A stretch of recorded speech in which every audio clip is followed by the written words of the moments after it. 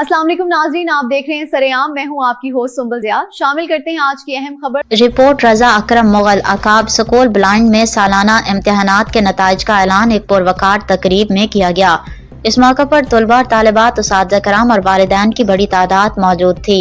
तकरीब का आगाज तिलावत कलाम पाक से हुआ, जिसके बाद नाते रसूल मकबूल सल्लल्लाहु अलैहि वसल्लम पेश की गई। तकरीब के मरकजी हिस्से में प्रिंसिपल इदारा ने सालाना नताइज पढ़ कर सुनाए।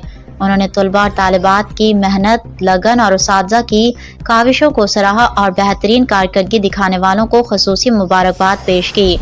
नताइज के ऐलान के बाद नुमाया पोजीशन हासिल करने वाले तलबा और तालिबात में ट्रॉफियाँ और नकद इनामात तकसीम किए गए, जिससे उनकी हौसला अफजाई हुई।